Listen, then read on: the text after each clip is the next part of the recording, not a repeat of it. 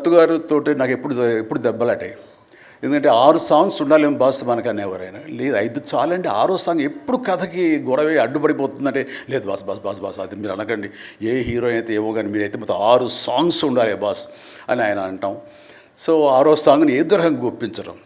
అలాగే అల్లు అరవింద్ గారు లాస్ట్కి వచ్చేసరికి అత్తగిప్పుడు అమ్మాయి మూడు సాంగే సిచ్యువేషన్ లేదు అక్కడ.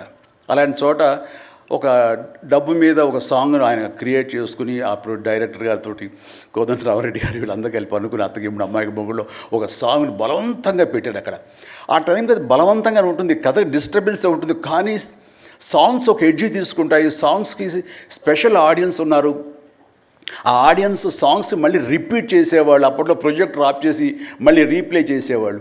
ఆ రకంగా సాంగ్స్ యొక్క ప్రత్యేకత నా జీవితంలో, నా సినీ కెరీర్లో, నా యొక్క విజయ పరంపరలో అది ఒక అంతర్భాగం అయిపోయింది. ఆ రకంగా సాంగ్స్ అనేది ఏదో సరదాగా హాబీగా